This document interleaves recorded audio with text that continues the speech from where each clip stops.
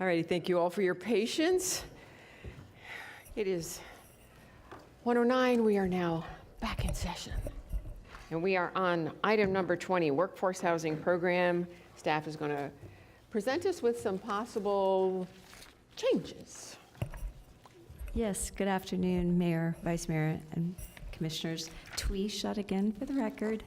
This item's item D2, and before you is a follow-up from the June 2024 workshop, where the board had a quick update on all of our policies. The board had asked us to obtain industry input on the topics that were discussed.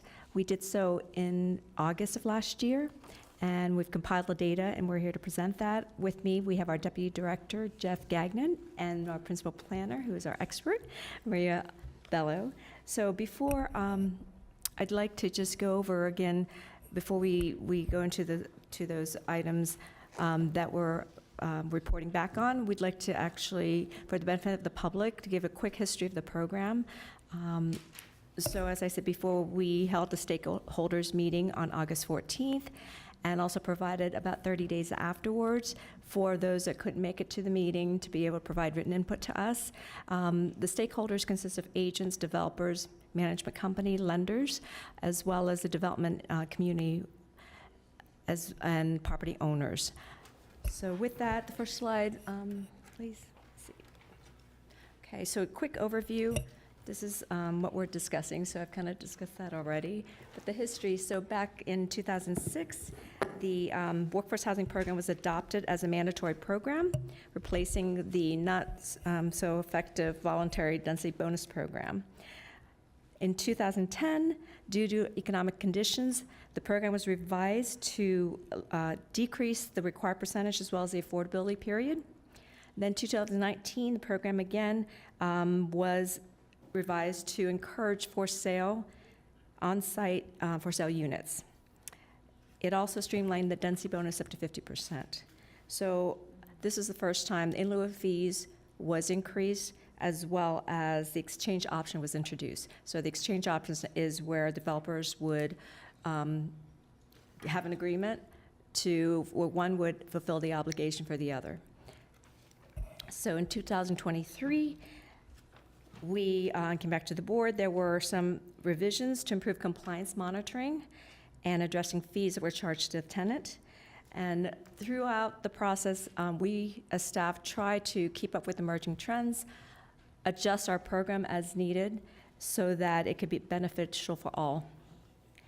We returned back in June of 2024 to the board, and we're here again to report on those direction. Next slide. All right.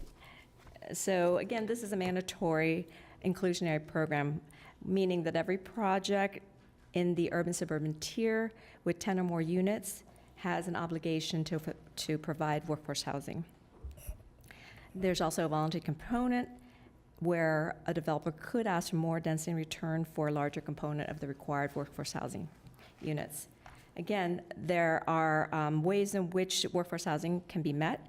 It can be done off-site, on-site, through the exchange program, in lieu fees, and again, purchase and restriction of existing units. Also donate developable land or utilize, again, once again, the exchange program. So for sale units, if a unit is to be sold within the 15-year of maintenance of affordability, it must be sold to an income-qualified household, and the 15-year period begins again, so it's a recurring. And with rental, it's a 30-year maintenance of affordability. So Jeff will now walk you through the income restrictions and the area median income. Actually, I missed a slide. This next slide is really just the areas in which the workforce housing unit program is applicable. It's the white areas within the red boundaries. So again, the board also placed conditions of approval on workforce housing in the amendments outside of the U.S. urban-suburban tier. So now Jeff is going to go over the income categories. Now I'm up. Thank you, Tui. So to continue with the income ranges for the workforce housing program, There's specific percentages of income that are in 4 different categories, either low, moderate 1, moderate 2, and also middle categories. And these percentages are based off of area median income, or AMI, and that number is established by HUD. For 2024, that was $104,000. Continuing, for rental prices for workforce housing units, the workforce housing prices are based off of the annual rent schedule from the Florida Housing Finance Corporation's multifamily rental program. And that was utilized as a framework to determine the total dollar amount for those 4 categories. I won't get into details, but they're here for review. They're also provided in your backup information. For the for sale units, that once again is based off of AMI. So those numbers are established by HUD and updated on an annual basis. One thing of note, the highest category, which is referred to as the middle category, that was dropped in 2019. So only projects that received approval prior to that date may have that middle component for workforce housing. So moving forward, we'll only see the low Mod 1 and Mod 2 categories. And overall to date, there's been 117 total projects. With that, there have been 28,178 units subject to the workforce housing program. That has accrued to 3,441 workforce housing program units, which is 12% of the total number of all units approved. To date, there's been over 1,500 units completed that have either been rented or that are currently available for rent. There have been almost 230 units sold as far as for sale units, and within the current pipeline, there's over 1,300 that are under construction or have recently been approved. Mostly those are rental units. And then in lieu projects have totaled $29 million, which is roughly 10% of all the units approved. And funds from that in lieu money actually goes to down payment assistance for individuals and families that are trying to purchase workforce housing units. So that money is cycled back into the program that way. So we come to our workforce housing program potential changes. So in June, as Twee described, we had discussions with the board, and we were directed to follow up on certain items, explore them further. Specifically, we were given direction from the board to gather input from stakeholders and return back for further discussion and guidance from the board. Again, as Twee mentioned, we had our August stakeholders meeting. We sent out invitations through email, as well as providing online information for the meeting to over 400 stakeholders and interested parties. We had a relatively well-attended meeting that was followed by an online survey that was, again, published through our website and available for anyone that wanted to participate. We had 14 responses to that survey, and those responses are shown here. This is not staff's attempt at modern art, I promise. This is more of a heat map to show where there was consensus or not consensus. You can see green showing for a specific item, red against, yellow was neutral, white was non-responsive. So with that, there were 3 major categories that seemed to have some sort of consensus amongst all of the participants in the survey.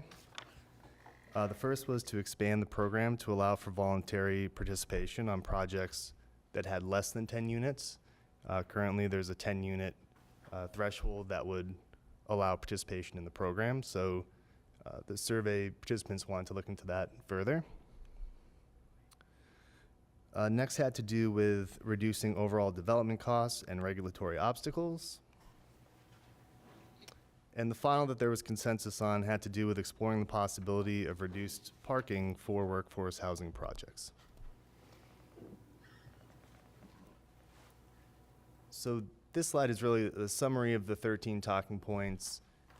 Maria will get into some of the details for each talking point specifically. If there are certain items that the board would like staff to pursue further, we can then provide draft language to implement those changes. We'd also communicate with our consultant to make sure that there's no negative impact to the development community, being that there's statutory requirements to ensure that there's kind of an equilibrium as far as the ask and the give for any workforce housing program. So with that, I'll pass it to Maria. Not Good often that there's afternoon. 3 Marias in the room. Uh-oh.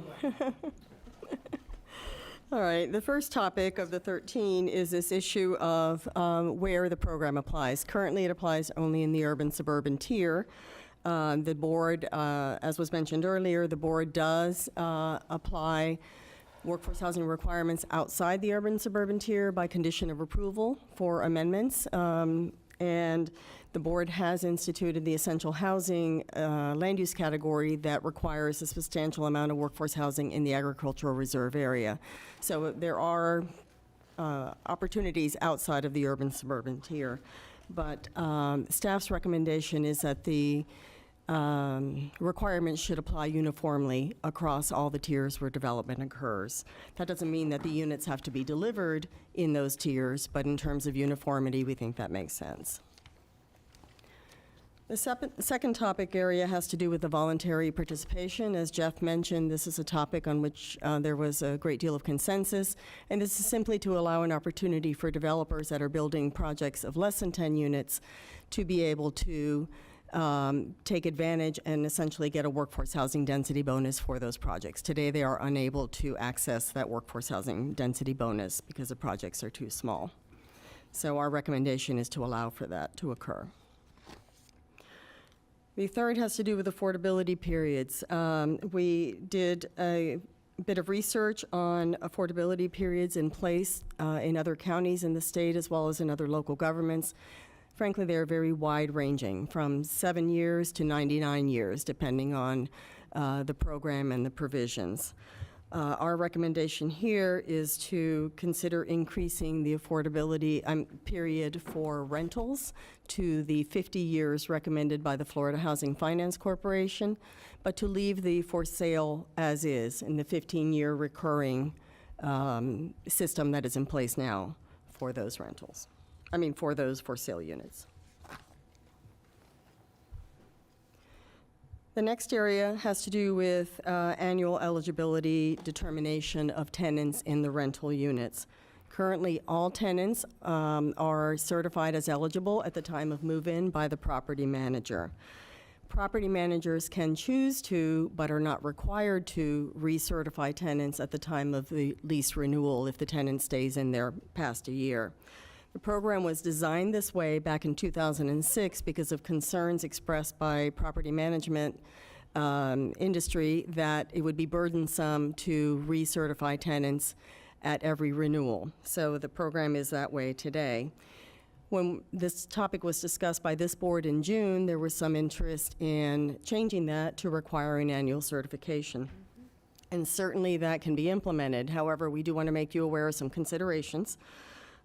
First, any recertification requirement would apply to new projects only. The ones that were approved previously under the old code would not be subject to that.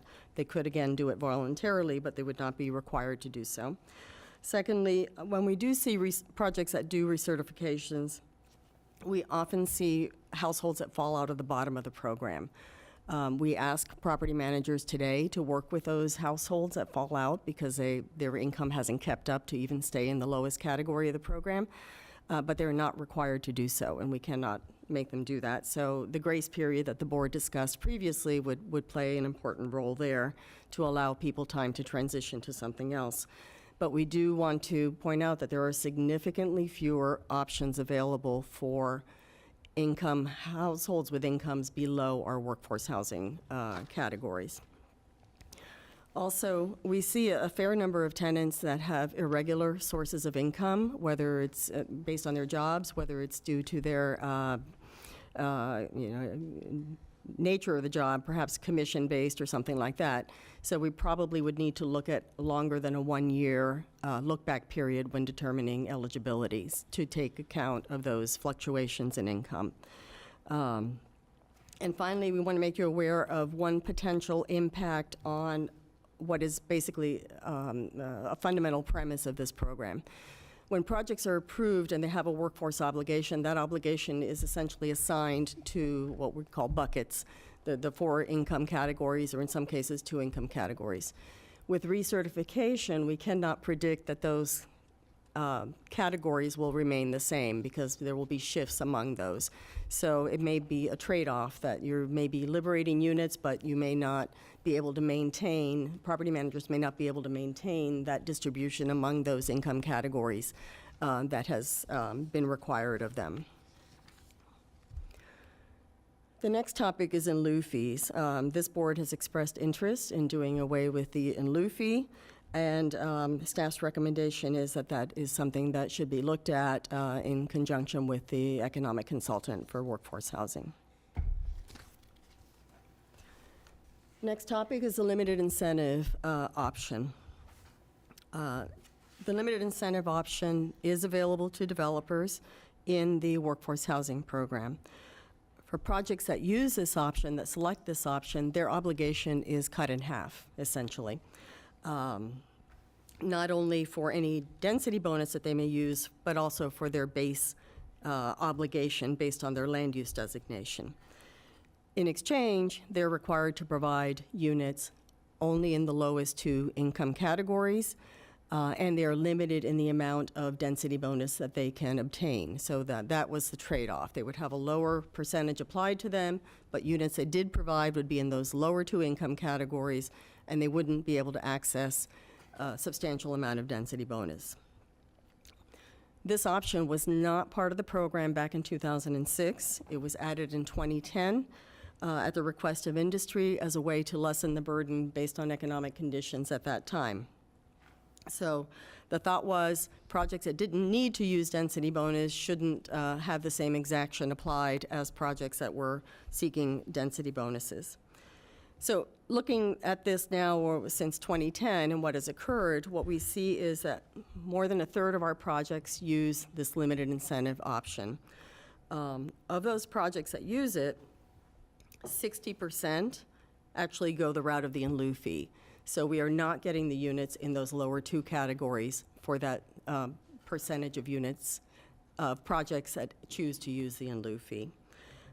So those units are not materializing. And of the projects that select the limited incentive, 38% actually do take a density bonus. So we're not convinced that the limited incentive is working in the way that it was intended. Staff's position is that limited incentive is not necessary, and it works at odds with the purposes of the program, because the regular incentive, the full incentive option, already has built in a lower percentage that's applied to the base density. So a project that doesn't want density bonus doesn't have to take it, doesn't encounter that larger exaction. They can stay with just their land use designation and have a low percentage applied. So our recommendation is that the base exaction should be the same for all projects. This is something that, again, we can vet with the county's economic consultant, but that is the reason, the reasoning for staff's recommendation. The next topic has to do with the exchange options. The exchange option was introduced at the request of industry back in 2019. It's up and running. We have 42 units that are rented out currently, and several dozen more in the pipeline as a result of the exchange program. So that's working well. When the exchange option was introduced into the code in 2019, because it was a new program, staff offered 2 sub-options. One for projects that had an exchange partner already in mind and were ready to go, and another for developers that wanted to use the exchange option but did not have an exchange partner in mind or a project in mind. That second sub-option has not been used a lot and is somewhat problematic in terms of these concepts really should be what we call fully baked before those exchanges are accepted as the disposition option for a project. So our recommendation would be to do away with that sub-option, and the exchange program would still be available, but a partner would have to be in place to accept that as a disposition option.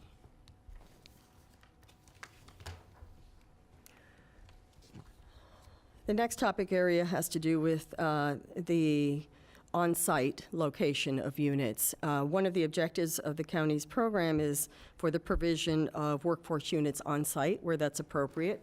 And so staff is recommending that on-site be the default disposition of the workforce units, and that any option to do something different, a different disposition option, would have to be approved as a waiver by the Board of County Commissioners. Next topic, on-site for sale workforce units. So another of the county's objectives has been to increase the number of workforce housing units that are available as for sale units. There have been several different stabs at this, from discounting the obligation as an incentive to get more for sale units done, as well as the multiplier, the 1.5 multiplier that industry requested back in 2019 and is now in place, that basically acts as a disincentive to provide rentals. So many times these topics are discussed in the context of like for like, that a project that's building a for sale project should deliver its units as a for sale unit, for example. When this board discussed this back in June, there was interest in potentially requiring an equivalency that had to do with the number of bedrooms coming out of for example, a project that's building large single-family homes, 5-bedroom, 6-bedroom homes, should deliver some equivalency in terms of the number of bedrooms for the workforce units that it's going to deliver. So the workforce units would not have 6 bedrooms, but the workforce obligation would have to account for all of the bedrooms in the typical home in the market rate project. So we think that this is a concept that can potentially work for the for sale units, but it would require us to change sort of how we do the obligation right now. Right now, at the time a project is approved and we calculate the workforce obligation, and the board or the project is approved with a certain disposition option, we don't know anything about the number of bedrooms that are going to be in the product. And especially true for large projects that may have multiple builders, multiple pods. We don't know anything about the number of bedrooms that are going to be in those units. So it could be done, but it will insert us further along into the development process, and that's just something we want to make sure is understood. So that as those numbers of bedrooms become apparent, we can calculate throughout. With regard to rentals, right now, again, the obligation is calculated by number of units, and we do not prescribe a number of bedrooms. We don't even prescribe specific units within a rental project to say, these over here are the rental units. That was done intentionally so that the property managers would have the flexibility to address the needs of the tenants that were coming in through the door, and be able to make adjustments as needed.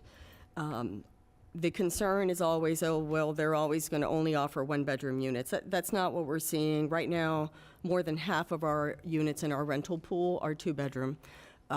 We have about 12% that are 3-bedroom, and we have a handful of studios and 4 bedrooms, and we do have 30-some% that are 1-bedroom units. So we do have a range. If it were to change so that a property manager had to make sure to always engage a certain number of bedrooms, it would just be an implementation challenge for the property managers as well as for monitoring on staff's part. If the underlying concern is that we not end up getting just studios or 1-bedroom units, then perhaps a minimum unit size, it would be a way to prevent that and still be more easier to monitor and to enforce. So staff's recommendation is we can look at it for sale units, but for rentals, maybe a minimum unit size might be the way to go. Separate pricing. This is a topic that we think needs some consideration. Right now, we have a single sales price in each income category, and so the developer typically delivers townhome units at that point. We think if there could be a different price, both above and below the current number, maybe we could see some condo units, maybe we could see, if the price were a little higher on the other end, we might see more single-family units for sale. So we think it's something worth exploring. All right, so the rent schedule and the for sale schedules. Right now, as you know, our program prescribes rents and sales prices that are directly or indirectly tied to area median income. Of course, we have quite a bit of variation throughout the county in different areas. Things fluctuate over time, so we do have, at any given time, in any given area, we do have units that are at or their workforce price will be at or below the market rate for that particular area. That does happen. Question is what to do about it. We've got some different options that we've listed here that we might be able to look at, but in some cases, it would represent a departure from our current tie to that area median income, which everyone agrees on, and the tie to the HUD calculations of those figures that, again, everyone currently agrees on. So there may be something you could do with taking a percentage of that, or maybe something local geographic census data that could help change that, but it would be a departure, and that's just some consideration for you. The next topic is reducing development costs, and this was one of the topic areas on which there was consensus that something should be done to reduce development costs. There was interest in using the in lieu fees for other development costs. That is not something staff is recommending, but there are other things that we think can be done. For example, land development regulation modifications. I know the zoning division is working in that direction. And even exploring model programs with ready plans for developers to use to provide the workforce units to help reduce their costs. And then finally, reduce parking requirements. This is another area in which there was general consensus. Earlier today, you approved the permission to advertise to reduce parking requirements for affordable housing program units. Workforce housing is a little bit different. Everything that we see in the data shows that households in the workforce housing categories have characteristics, car ownership characteristics, mode of travel characteristics that are very similar to higher income households. That's not the case with affordable housing households. They have lower car ownership rates, more likely to ride transit. So we are not recommending any changes at this time to the parking requirements for workforce housing units for that reason. And then finally, we want to bring to your attention a topic that was raised in case it is of interest to the board during the survey, or as part of the survey responses, which has to do with the linkage fee. And that is something that this board has discussed in the past, or prior boards have discussed. And that would be a fee that would be applied to commercial and or industrial development, essentially any employment-generating development for the purpose of using those funds to help to facilitate the delivery of additional housing. It's in use in other places in the country. It's not something that prior boards here have had an interest in, but since it was brought up, we wanted to mention it here. There are a lot of different models, a lot of different approaches, so that is something that could be looked at. And with that, we are happy to answer any questions and or get your direction on any particular items. Okay, do we want to take cards first and then ask questions of what is the pleasure of the board? Cards first. Okay. Okay, we have 6 cards. Alexandria Larson, Michelle Jacobs, Kevin Rattery, and also Jack Weir, Andrew Chesnick, and Anastasia Colas. Ms. Larson isn't here, but I think she supports everything we want to do. I'm sure she does.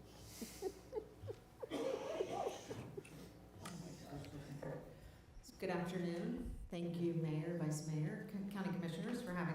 Michelle Jacobs, President and CEO for the Economic Council of Palm Beach County. Thank you for the opportunity to speak regarding the workforce housing program and the presented changes to this program. We were surprised to learn that on February 21st, these changes were being proposed and brought forth today after quite a bit of time since the last conversation on this topic. As stated previously by staff, a county stakeholder workshop was conducted on August 14th, and subsequently a survey was sent out. Only 14 responses were received.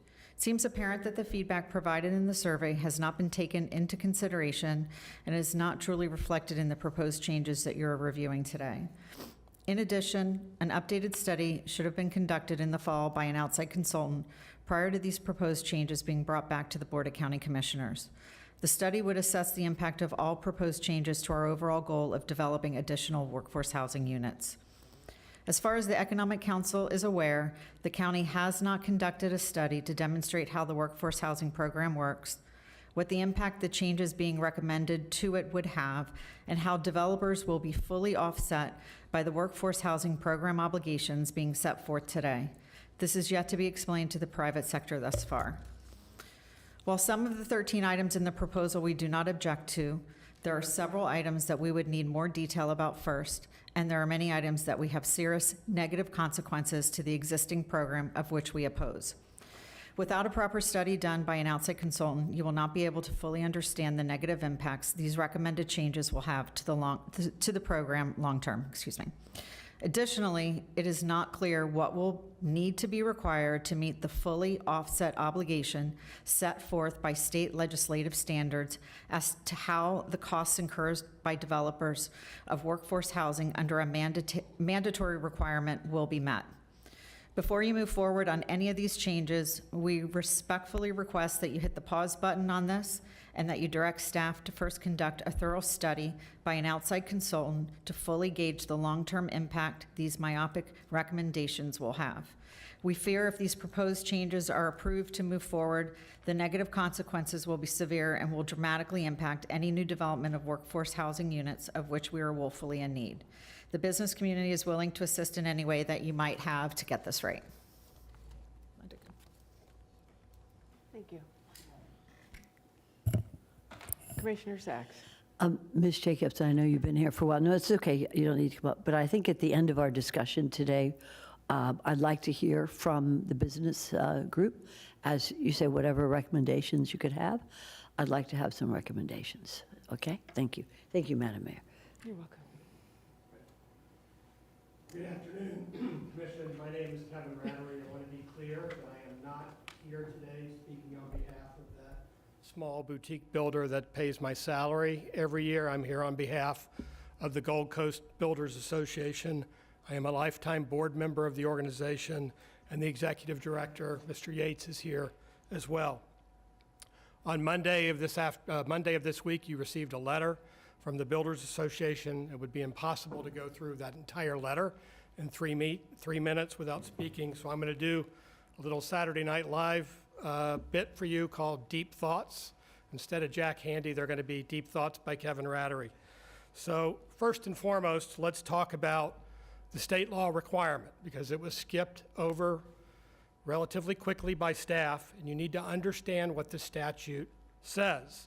It says that the county may adopt an inclusionary housing ordinance that requires a developer to either build, set aside, or pay for some affordable housing to be built. The key line, in exchange for a developer fulfilling the requirements of this section, the county must provide incentives to, key phrase, fully offset all costs to the developer. And they can do that utilizing several methods which are outlined. A density bonus, waiving fees, such as impact fees, water and sewer fees, or granting further incentives. So, what does that mean? That means every time the county ratchets up an obligation imposed on the development industry to provide more affordable housing, which is the effect of, or workforce housing, which is the effect of removing the limited density incentive, doubling the requirement on a builder, the county has to offset that cost to the developer. There is nothing before you today which is discussing how that offset is going to occur. There are a lot of projects that come before you that don't request a density bonus. They don't request a density bonus because they may be being built in an area that's primarily single family, and they're coming in with single family. They don't need the density bonus. Yet, the program requires them to provide 2.5% of standard and 8% of PUD, or 5% and 16%, depending on what option they use. There is no offset incentive provided to the county which offsets that cost to the builder. That is why industry is asking respectfully for there to be a study done that shows how these offsets are being done. We've been at the table from the very beginning. Sorry, Madam Mayor. Okay. We have two lights on. Now, do you have questions of Kevin? Okay. Commissioner Weiss. Thank you. Thank you, Mr. Attery.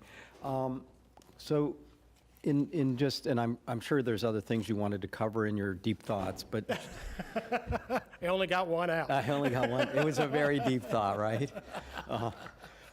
So I can only ask you about your first deep thought, but I'm sure, and I would ask you to share others if you have them. But you know, and maybe my question to you really is, you know, it costs X number of dollars to build a unit, and so we're asking you to then provide at least at the minimum right now, the way our inclusionary zoning works, right, one unit for every 10, right?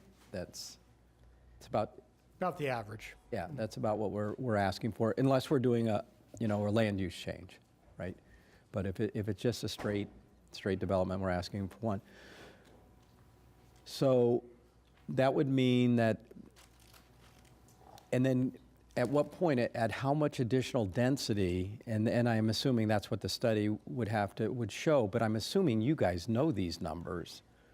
At what additional density does it take to offset that one, reduced cost, reduced priced unit? It's an interesting question because before you get to the premise of how much additional density, the developer has to make the decision of whether or not they even want to request the additional density, because they may be building in an area where you've got NIMBY issues, you've got neighborhood issues, you've got for instance, single-family housing around you, and if you were to come in and try to do a pretty dense townhome product or a multifamily rental product, you would have a room full of people screaming and hollering at you about the density increase. So what we generally have found to be the most successful model for developers that are not asking for density bonus is the exchange. Right. And just to give you a representative example, we have two projects in West Boca that were in the urban-suburban tier. You know them as the old Boca Municipal Golf Course, and the Johns property, we know them as Lotus Palm and Lotus Edge.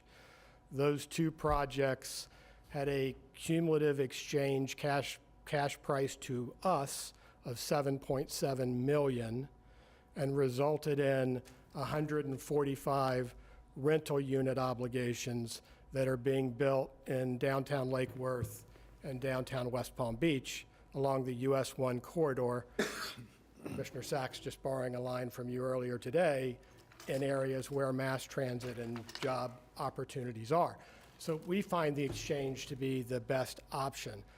And I use that to say, oftentimes it's not the density bonus that dictates the project, it's what you're able to physically get approved through the process.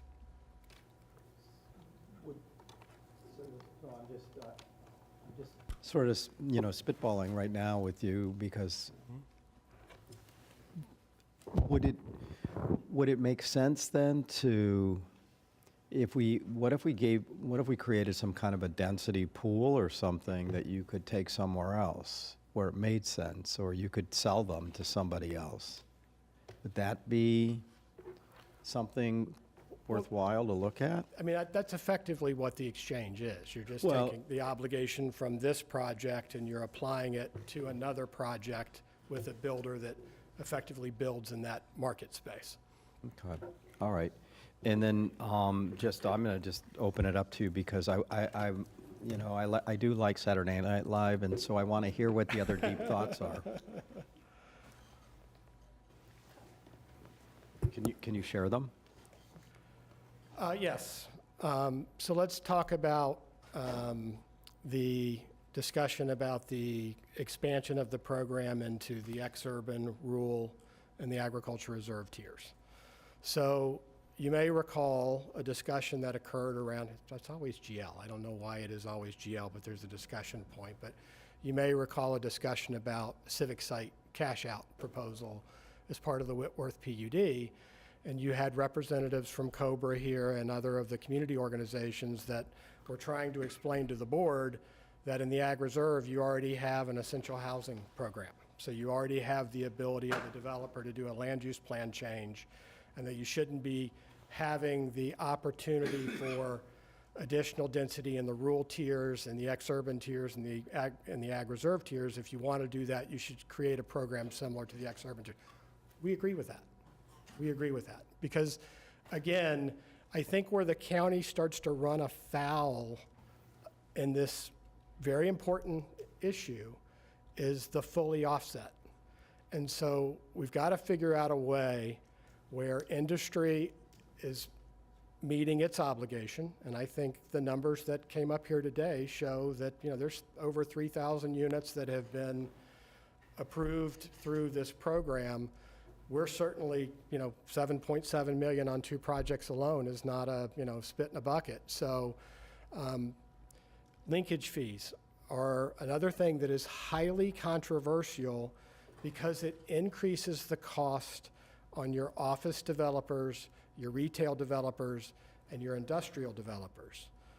At the same time, they're creating the jobs that need the housing space.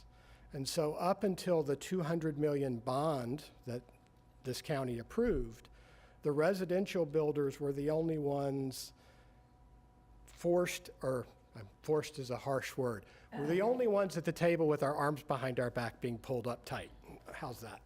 And so having more people at the party to help fund these projects is the best way to go. We like the idea, we believe in the concept of the exchange and having units built in job corridors and mass transit corridors. It makes a lot of sense. So, anything that promotes that I think is a good idea.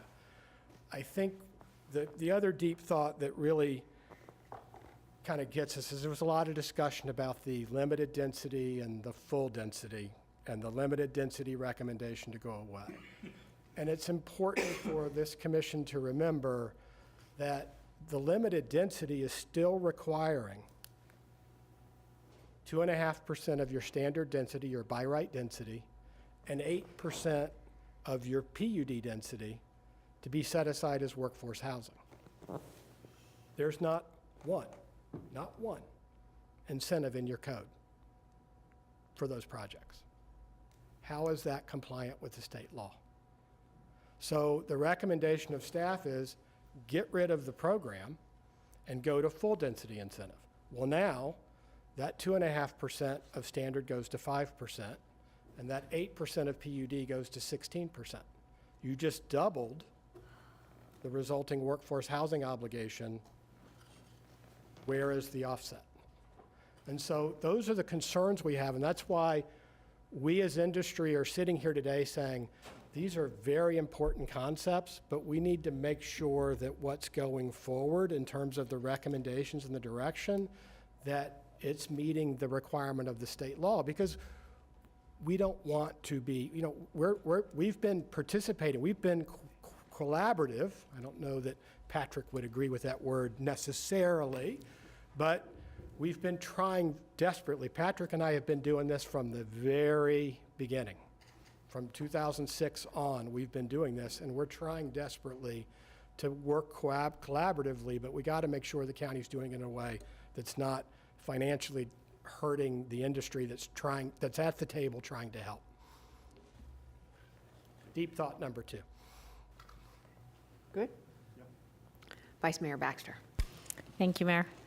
Hey, Mr. Rattery, how are you? So I'm actually going to start with the county attorney, if you don't mind. So Darren, with the state law, taking that into consideration, how are we complying with that? Well, my understanding was that back at the time, the consultant did the analysis and it showed compliance. I understand what Kevin Rattery is saying. I think there seems to be an issue with developers who are not taking any density. And I think that any changes that we make, we're going to have to take to our consultant and analyze that. Absolutely. So are we currently in compliance with the way our code is? I would say that we are until we are told otherwise. Okay. And yes, Kevin. And I want to clarify something that was just said. The BAE study that was done was based on profitability. That was the financial mechanism, and they were all based on projects that got some form of bonus density. So first off, the standard's not profitability, the standard is fully offset. And second off, the issue is, as Darren correctly put it, your county attorney correctly put it, I apologize for being so informal. The second issue is, what about those projects that don't do density bonus? And those are the projects that the 7.7, well, a chunk of that 7.7 was for a project that came in below permissible PUD density, wasn't asking for a density bonus. So again, we're trying to be helpful, we're trying to be participants in the program, but we need to make sure it's just following the rules. And I appreciate your input. I'm going to hold any further questions. Thank you. Commissioner Sacks. Can I sit Thank you, down Madam now? Mayor. SNL was a comedy, but this is damn serious. Because if there's one thing that people talk about and complain about and propose ideas about, it's housing. If we look at automotives, I'm from Detroit, and I know a little bit about cars. 10 years ago, if you said the word Tesla, they might think you're talking about a new refrigerator or something. Our auto manufacturers have kept up with what's going on with gas emissions, the cost of oil, our highways, and what millennials and Gen Z want. Housing has not. Housing has not in this county. And industry, listen up to me, because you need to lead the way. Government does not and should not build housing. You build housing in a way that is profitable. We don't do that. We're not a business. We have to take care of the most vulnerable, and that's why we do get involved in affordability and workforce. But you know what sells, and you know where it sells. It doesn't sell in a pepper field. It sells where there is transit corridors and there's work, and schools, and civic centers, so that we don't have to tell you to build a civic center way out west somewhere. We in the county government need to understand that we need to listen to you, because you operate on a profit margin, and I like that, because you will build only where you can make a profit, and that's where the building should be, and that's the way it should be. That's what you were talking about, Mr. Ryder. So we will make the rules consistent with what is going on in the world today on housing. I hear it all the time. I want golf cart communities, my people say. I'm tired of the traffic. I want a connectivity. Just look at even TikTok has a whole area section on housing the way the kids want it today. And that's what they're going to sell. That's what they're going to buy. So when you build where there's connectivity, where there's places that can go, in a townhouse, go down and get a Starbucks, or there's, I can't remember the name of the new coffee place today, but that's where we need to do. That's where you need to build. That's where we need to help you with incentives, but not tell you where to build or punish you for building certain areas so that it's not profitable. And yes, you're correct. Commercial builders should do the same. And I think I'm seeing that in some of the redevelopment. I won't mention any names, but there's a huge office building that is about vacant, and it's going to be redeveloped. And it's going to include housing, and it's going to include retail and commercial. So I think, and I'm listening to you, and I didn't want to say anything now, but it was so easy. But at the very end of this, I'd like to have your ideas either submitted by paper or somehow so that we in government can understand where you all are finding it profitable to build, how to build those housing, and that we can then assist in making sure that our most vulnerable are taken care of, because that's our job. We don't build. That's your job to build. And so I think this is a great discussion to have today. And I look forward to hearing from industry today at the end. Thank you, Mr. Radke. Thank you. And who's our next card? Is it Mr. Weir? I believe so. Jack Weir, speaking on behalf of the Housing Leadership Council of Palm Beach. As Jimmy Buffett would say, there's a thin line between Saturday night and Sunday morning. So this is the more serious part of the presentation. I guess starting with the basics, the workforce housing program is a condition of approval for an individual project. There is no financial subsidy that's involved. There's no gap financing. There's no fee waiver associated with it. So what the offsetting quotes is bonus density. We believe that the thrust of the changes is basically we want more on-site housing, we want more for-sale housing, and we are going to make you, development community, do it. The obvious issue is we're operating in an environment where the big three, construction costs, interest rates, and insurance, have all gone up markedly in the last 5 years. They're not lower for workforce housing units. They're not lower because the rents on those units are. They are the costs. So when you increase the cost of the workforce housing, you basically make the hurdle higher for a project to proceed at all.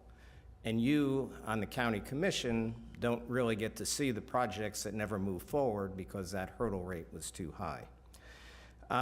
With regard to the specific changes, the in lieu payments, if the goal is to reduce them so that it's not utilized as much as an option, the way to do it is with incentives and with options.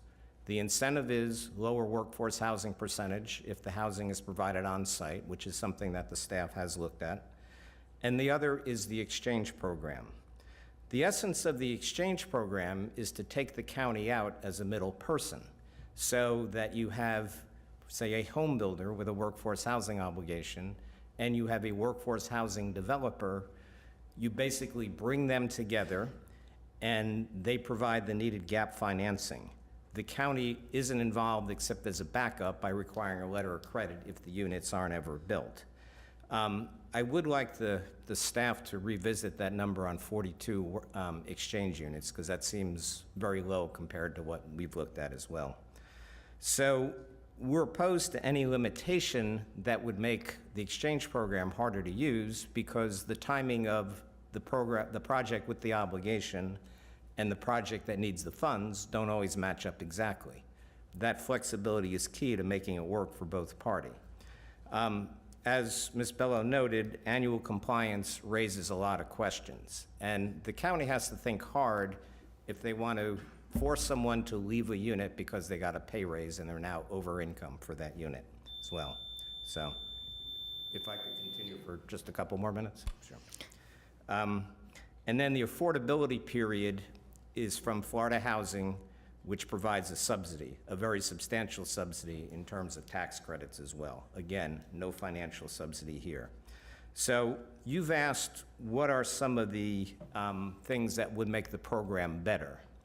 So one of them is bonus density is floated out.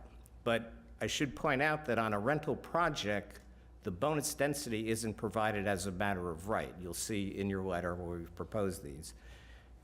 You as a developer have to purchase TDRs, transferable development rights. So the cost of those are only $1,000 for the workforce units, which are approximately a third of the bonus density, but there's $30,000 a unit for the market units that are on top of your base density. So if you add $30,000 to $50,000 for the land cost, your project isn't very feasible. So that's one issue. The staff has also had a requirement that any project requiring a land use change, it's 25% workforce housing requirement. So that's not in the ordinance, it's not fixed. You as a developer can come back and say at the end of the process, after you've spent $1 million on due diligence and pre-development costs, can you please reduce the workforce housing requirements so my deal is feasible? In our industry, we call that $1 million lottery ticket. Maybe you'll get it, maybe you won't. And the percentage of projects that require a land use change, it's the overwhelming majority. Palm Beach County's zoning in the unincorporated parts of the county is historically low relative to the level of commercial development.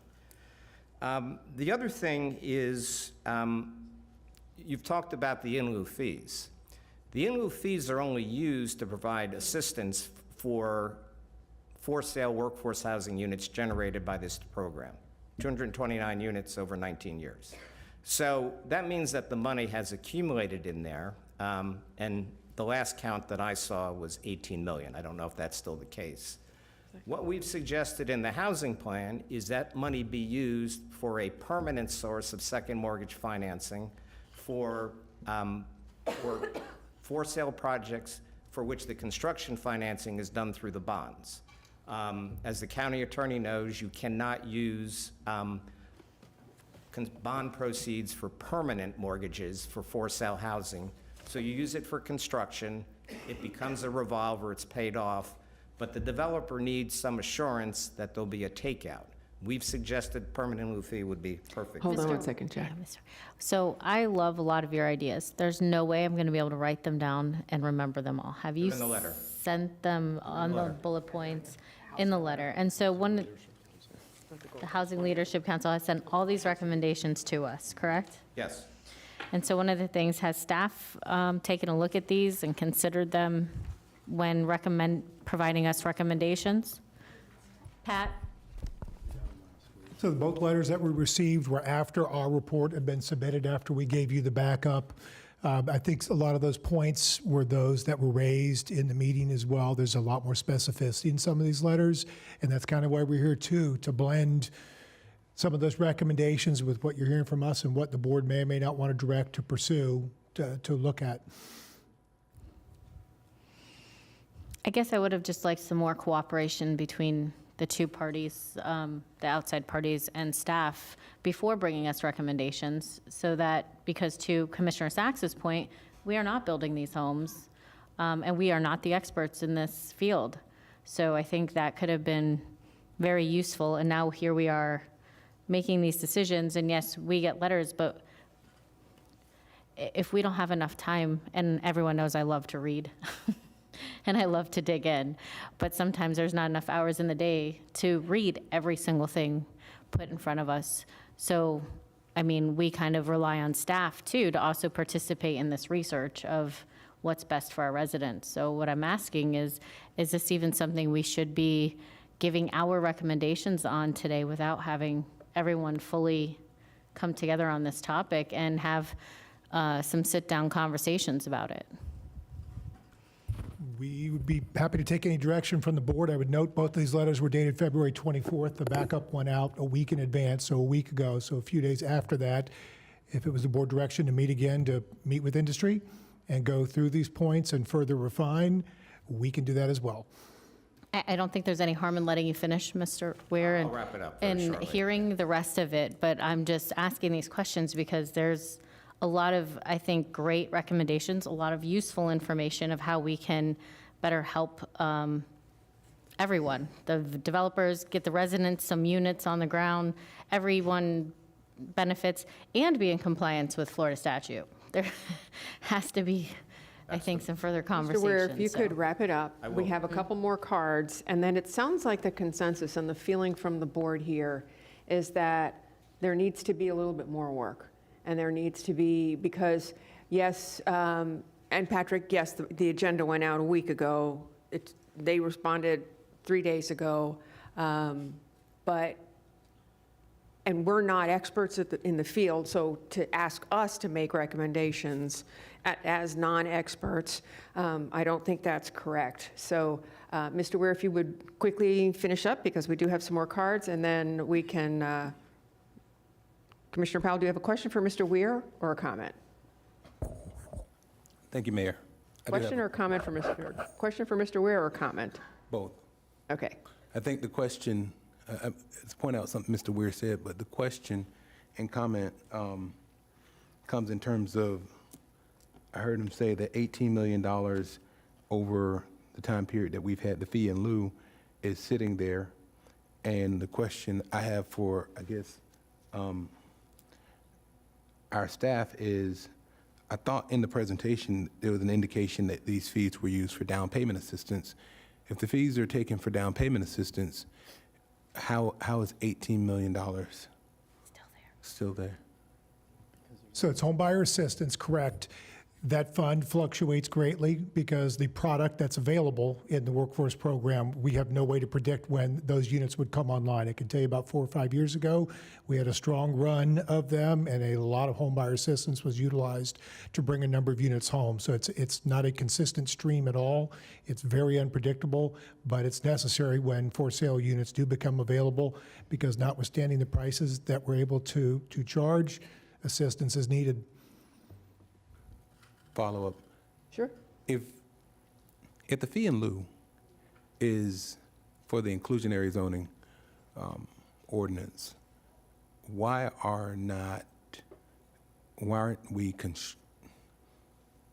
using that money to develop units? And I know the fee in lieu is way less than it is to construct a new unit. So there's for me, I'm trying to piece these things together in my head, and it's not connecting. You're correct 100% that the in lieu fee does not pay for the construction of a new home. Your question, why is the money not utilized? That's never been board policy to use it for, going back to the creation of the fund. I can tell you that, until 2012, 2013, it had a balance of about $2.5–3 million as the program rode through the recession.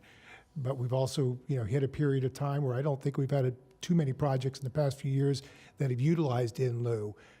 Could it be used for other sources? Yes, I'd want to do a little more work and look at it, but understand it sounds like a lot of money that's out there, and I'm not dismissing $18 million, don't get me wrong, but that's one time, and how far that goes and having money available for home buyer assistance when units do become available has been very, very important in putting people in homes. Madam Mayor, if I could respond to Commissioner Powell's question. So the recommendation we've made is to broaden the pool of eligible for sale products so that any project, any home that's being part of a workforce housing program, it could be financed through bonds, it could be financed through others. The goal is not to have the in lieu fee pay the whole cost of development, it's to play gap financing, where you'd have a conventional first mortgage, you may even have some down payment assistance, but the gap between the cost to build it and the sale price, that would be where we would recommend using the in lieu fee. Thank you. With regard to that, the nexus between creating a fee in lieu or having the developer develop units at the cost on site, affordable units or workforce units, whatever they're developing, I'm not understanding why the disconnect. If there's a nexus of if we're going to allow you not to build on-site the units that would be either affordable or workforce, then I would think that rationally, the amount of money paid into the fee would be an amount would be capable of constructing units or just build the units. So It's the just not connecting. difficulty for a scattered for-sale off-site is the home builder, in many cases, or a developer overall, has an obligation. And then how do they satisfy that obligation if they want to use the exchange program? It's difficult to come up with the timing, and again, the staff recommendation is to reduce the time frame here. The timing to gather that is very difficult. So when we designed the exchange program, we said, well, if you're not doing for sale, you have to provide more units. And the ratio that we agreed upon with the staff was 1.5 rental units. It's easier to aggregate a single rental site and make the timing work and provide the requisite number of units than doing what would probably be a scattered site for sale off-site project. So that's how that has evolved. Good? Good? Okay. Last recommendation, there have been a number of compliance issues with the workforce housing program. The staff has moved to address those. But the inherent issue is it's a condition of approval. Unlike housing and economic development, where they dispense dollars, they monitor it, and they do compliance, planning isn't really built to do long-term compliance of workforce housing.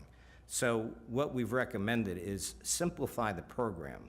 Right now, you have 8 tiers. You have sub-tiers with each of the 4, 80, 100, 120, 140. What we've recommended is that you eliminate the middle income tier, the 120 to 140 for housing. That's generally going to be above market now in most places in the county. So you have 3 tiers, eliminate the sub-tiers. Each one is a third 80, a third 100, a third 120. So I guess the last note here is no developer has an obligation to build in Palm Beach County. Many of us work in multiple counties throughout the state. At the same time, it's our home county. We desperately want to see this program succeed. So that's what these recommendations are, to actually facilitate the production not only of all types of units, but especially workforce housing units. Thank you. Commissioner Weiss. Real quick, Mr. Ware, I know this is something that you study a lot. Is there a program that in another jurisdiction that you think very highly of?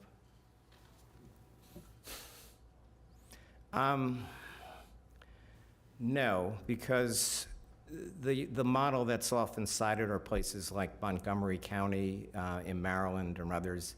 They're highly prescriptive, and they basically are relying on very high sale prices and purchase prices in Metro DC to cross-subsidize it.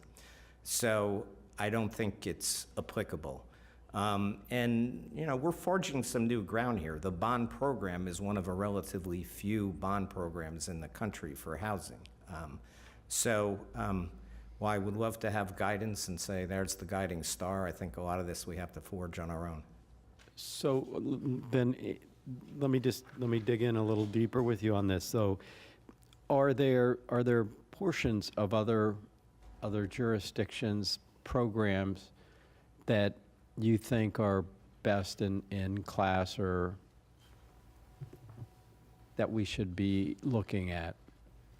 I think there are alternative approaches. Some jurisdictions do housing trust funds, so they may collect 10, 15, 20 million a year, and that's what they put out. We were hoping the bond program, when we chose that option, would have more impact, and there'd be the ability to recycle the proceeds, and that we'd be able to demonstrate success on a large scale, and hopefully that would facilitate things in the future. So, I mean, there's a number of approaches, and you know, the inclusionary zoning program, we're not strictly an industry representative, although we have industry representatives on our board. But our goal is to try and make this program and the bond program work and to increase our production levels there. Okay. So there's really nowhere else to go. We got to figure this out ourselves. Yeah, I mean, you know, Orange has a housing trust fund, Broward has a housing trust fund, and I think I And your lost my time is mic. up. Yeah, my time is up. Okay. Stop. No. Thank you. Thank you. Who's next? I've lost count. We have Andrew Chesnick and Anastasia Colas.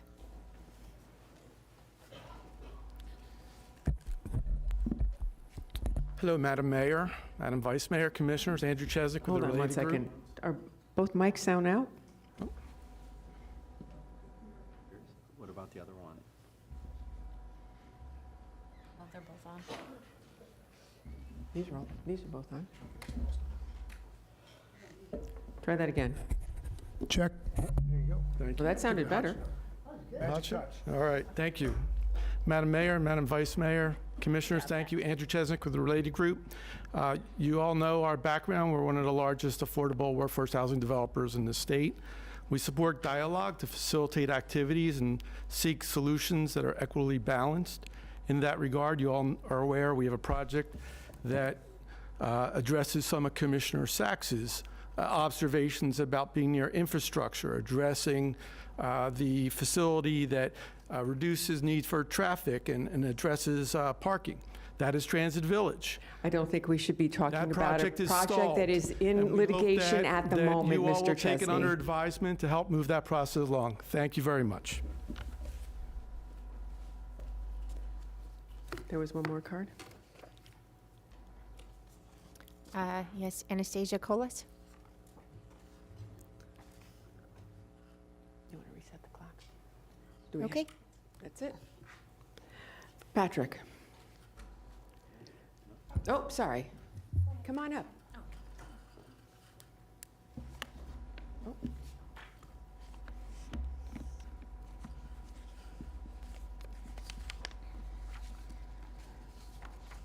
Hi there, go ahead and start talking. Is there any way I could display an image of a document or? Look, No? Okay, sorry. All right.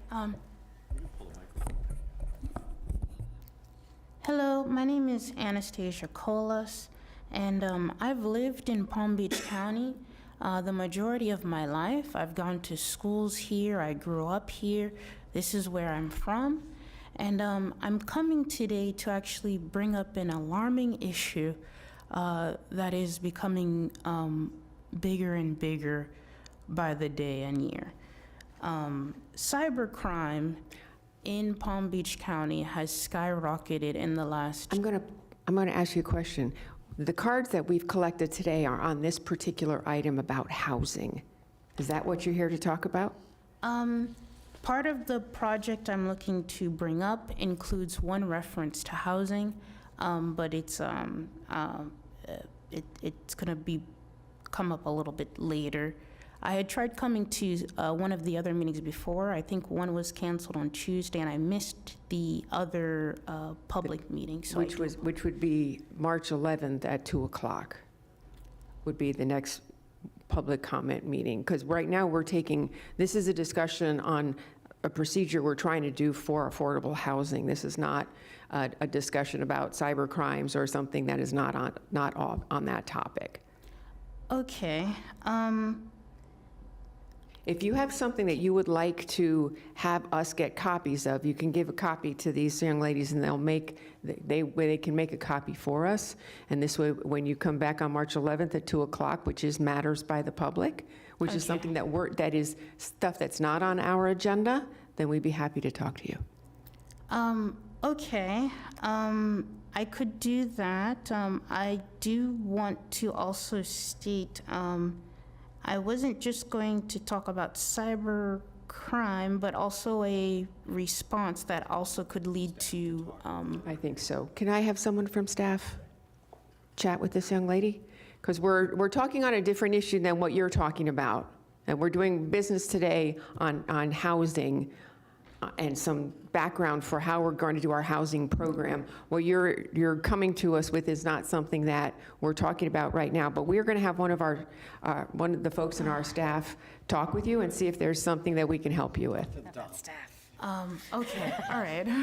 And you're going to talk to the boss. Okay, I apologize. No worries. No need to apologize.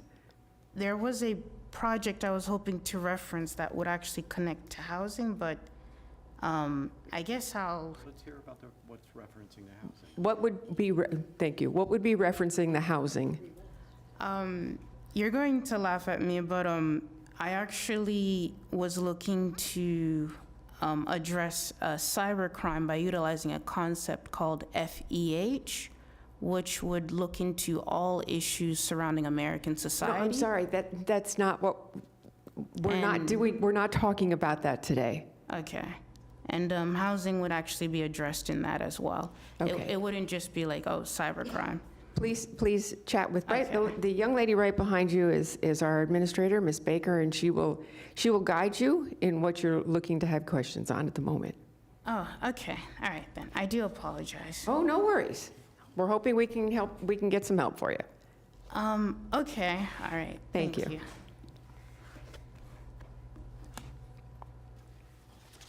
Okay, so that brings it back to us. And the board itself has the letter from the Gold Coast Builders with their, yes, we like this, no, we don't like this, we accept this change, we don't like this change. We also have the housing leadership letter.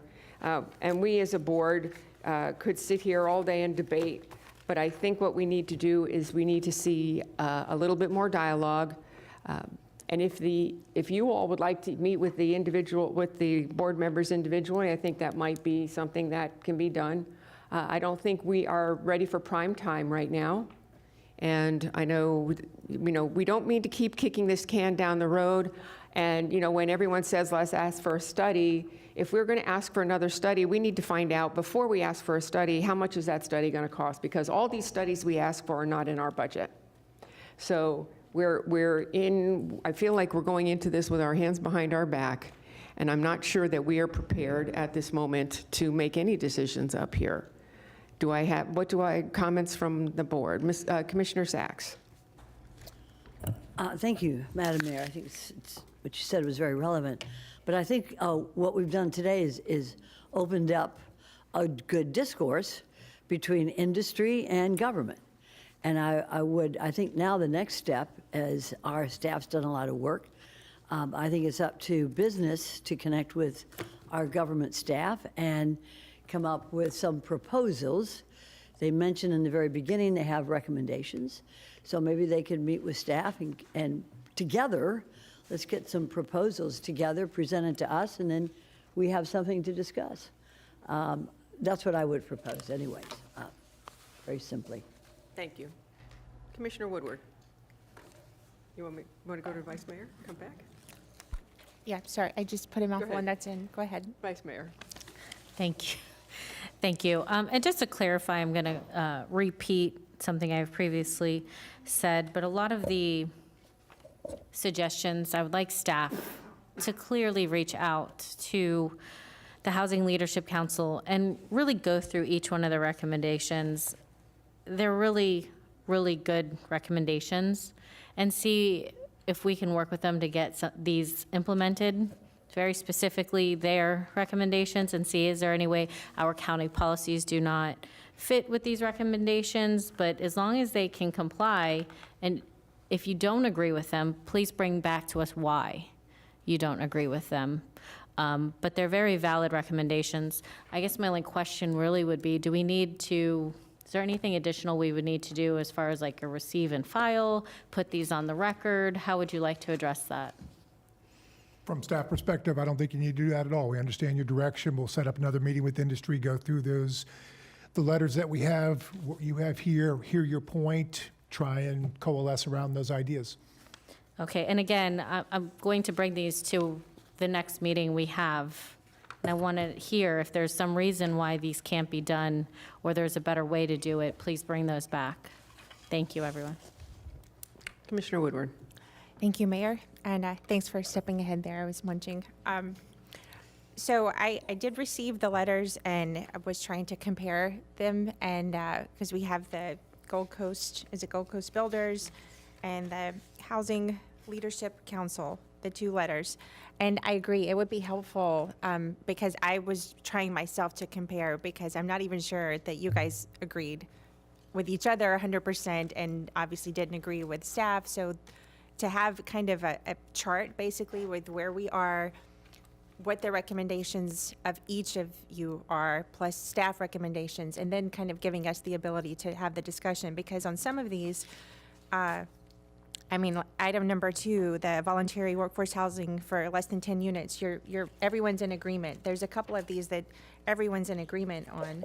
And so, you know, that would be helpful for us to move this forward. And I'd be happy to have a joint meeting with you guys to kind of go over this in my office before we come back to this, just because, you know, some of the agreement, it's close. It's a little more nuanced on some of these items, and it would be helpful to have the discussion on how we really land this together, because this was a big one. It's 13 items on here, and not all of them are huge changes, but some of them would be, you know, a bit of a change to the plan, a big change from 2006, not changes that haven't been made. So I would appreciate contacting my office if we could. When would we expect this to come back? Do we? Definitely not March 11th. What? For a lot of reasons. For a lot of reasons. We're going to be well into the spring. By the time we set something up in the industry, it might require 2 meetings actually to go through and kind of go away and come back, or, you know, spring, early summer. Since these are recommendations, could it not be, forgive me, could it not be a workshop? We can set it up that way as well. A lot of it's scheduling, just trying to fit things in as best we can. Take note of that, and we'll get back to you as quickly as we can once we've set things up.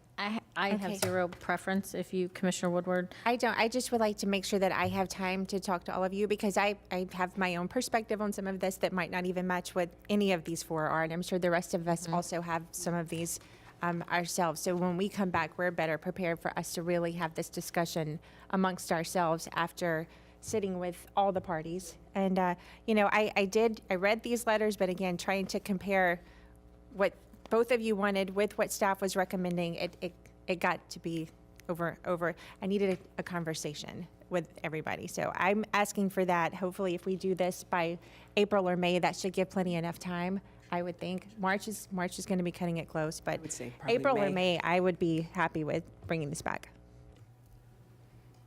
Commissioner Powell and then Commissioner Weiss. Oh, okay. Thank you, Madam Mayor. Just back into the presentation and you know, looking for, this is our biggest challenge, housing in Palm Beach County. And, you know, I think we agree as a board that we'll do everything possible to make sure that we address this and mitigate the situation that we're currently in. Back to the... Bobby, speak into the microphone. Can you hear me now? Speak into the microphone. Come Thanks. closer to the microphone. There you go. Thank you, Mayor. I just want to point out, you know, this is our challenge. It's our biggest issue, one of the biggest issues at least. We got 1,548 rented or available units for rent that were completed under the workforce housing program to date. 229 for sale units. You know, I would love to see that increase, and us working on creative solutions to increase the amount of for sale housing. In terms of the presentation, only 14 responses to the online survey. It's a real challenge in terms of the number of responses. I think we can do better in terms of getting people to respond or getting more responses to that survey. And also, when we did the presentation, it looks like the result of the survey, the August 2024, the sheet that was indicated looked like an artwork, the yellow, green, and pinkish chart. I can't see that. I don't know what it is. So if we can kind of break that down in a manner that's more available for us to understand, or at least if we're going to put it in the presentation, be able to tell what it is, that would be helpful. And then, you know, I want to thank the stakeholders as well as staff for working to come up with some solutions. Like Commissioner Woodward, I would like to, further this conversation, perhaps having a meeting in my office to really discuss these issues as well. And that's it. In the microphone for you. Thank you. You're welcome. Vice Mayor Baxter. Thank you, Mayor. I think Commissioner Powell pretty much covered it. I was just going to reiterate that I love the idea of having it a chart with the different industries' recommendations and bringing that back to us with staff and then the separate ones, because it lets us see it much more clearly and hopefully in large enough boxes for us to read. So that is greatly appreciated. April timeframe, also sounds like enough time, and I would like industry to also please reach out to my office. I don't know if the other commissioners agree, but I would like to have that same meeting with everyone and really have that conversation and really dig into this, because this is an important issue. So thank you. Thank you. Greg, is your light is still on. Are you done? You didn't call me. Sorry? Commissioner Weiss? I just assumed, No. Feels like we've been all over the board today, so. That's okay. It's nothing, I don't take it personally. Has been pointed out to me, we had a workshop on this in August, and so I'd like to move this forward. I don't want to see it delayed, so that, we want to remove the impediments to this being more successful, but I also have concerns that we heard from industry today, especially as it relates to compliance with state law and making sure that we, and I appreciate our attorney's advice, but I also believe I'd rather preempt being caught in a situation and make sure that we're taking care of that. Just, I looked at, the $18 million of the in lieu fees. If you were to, and I know there's a lot of different opinions about how all of this on our board, but if you took that at $40,000 a unit, that's 450 units we could help gap finance tomorrow. So just, I think that needs to, that conversation, or that we really need to figure that out, because we could help support additional units being built. But I don't disagree with anything that has been said by my colleagues at this point, and so I will close my comments. Thank you.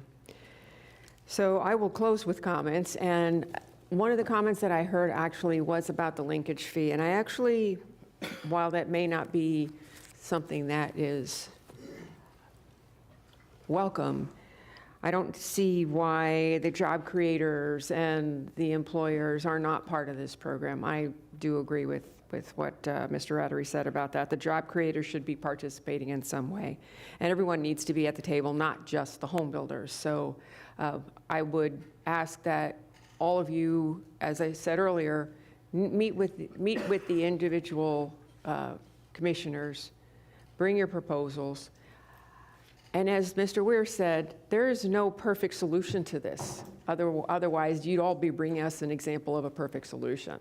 So there isn't one. So this is always going to be a work in progress. We're always going to do something, and industry is always going to say we're not doing it right, and we're not doing it well enough, or we're not giving enough density bonuses, or whatever it is. And yes, everyone needs to walk away from the table, as Commissioner Powell said earlier, a little unhappy. But we do need to do something better than what we're doing now. And I thank staff for doing what they're doing, because this is not an easy task for anybody.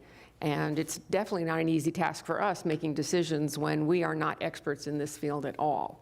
And when we talk about linkage fees and we talk about in lieu fees and all of that other, all of us here have different backgrounds, and building may not be one of those backgrounds. Banking may not be one of those backgrounds. So if we don't understand it, or if we need more information about it, can you imagine what other people feel? So we need a better education. We need industry, and more than just industry, to come into our offices and sit down, give us an ample amount of time, and for us as board members to give you ample amount of time. But we also need staff to be able to say why they think something is working the way it should, or why they think, as Vice Mayor Baxter said, you all have to plead your cases for this to go forward and for us to make any decisions in the future. So as soon as you all meet with us, and then we can put a date on the calendar and say April or May, then I think we move it forward then. So since there is no action from the board other than what we've just talked about, I think we're done with actually what our agenda items are today, except for wrapping this meeting up. Is that correct? Mayor, just one question to clarify. Certainly. The mention of linkage fees, when we return in May, would the board like background on a linkage fee and just the Please. framework of what it means, how it can work, just that overview piece of it? Okay, we will include that. Thank you. All right, so we are at the end of our regular agenda. Do I have any comments from our county attorney? No comments. Our planning director? Our zoning director? No comments. Our executive director? Yes, hi. I just wanted to let you all know that in addition to thanking staff, of course, what a wonderful job they did today. And then next month, we'll be bringing back to you an update on our code compliance team and the changes that have been made that we talked to you about last year, just to give you an update on that. And then also to give you a heads up that our RFP for our technology will be going out next month. We're very excited about that, and we're hoping to get new and improved land management software in so that we can help our customers and our staff to be more efficient in operations. So we're very excited about that. Good to hear. Thank you. Well, thank you very much. All righty, commissioners. Commissioner Sachs, any comments for the board? Thank you so much, Madam Mayor. First, I want to thank our staff. You put a lot of work into this. This is a very, on housing, it's a very complex issue. And when you come back, after you've digested what industry has to say, make sure that, that we include commercial industry as well as housing industry. I have a couple of statements. One is, I'd like to review the development order monitoring and time extension provisions in the ULDC, and this is to staff, to present an overview discussion to our Board of County Commissioners. And part of the review would be to look at prohibited uses such as institutional uses and the agricultural reserve west of State Road 7, and present to the board for discussion. Originally, I said March, but I think we're a little loaded in March, maybe April or May would be more appropriate. And Mayor. would this need to be? Can I have a, I just wanted to add, I want clarity on what that was. Sure, just one second. the monitoring direction that, I think we'd gotten that on a previous date, and we actually delivered that presentation today. That was on the monitoring and the time extensions. The prohibited uses west of 441, we actually are planning to bring back to the board in March. Excellent. So we'll bring that back too. Okay. Took care of that. The second one I have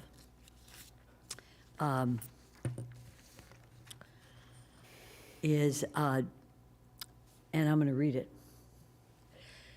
Due to the enormous development activities in the AGR and the lack of adequate public facilities, before we can move too far along, I'd like to direct staff to review and develop a draft scope of work and potential cost for a comprehensive study of the area to include, and I have a number of issues here, and I will go slowly, housing needs that would complement the AGR area, uses that support the needs of the residents of the Ag Reserve, such as mixed use, hotels, entertainment establishments, institutional, personal, and community-oriented businesses, to focus on specific challenges such as traffic, water and sewage, drainage, given the physical constraints of the area, and to prepare an inventory of projects that are built, approved, and potential undeveloped parcels, an inventory of existing privately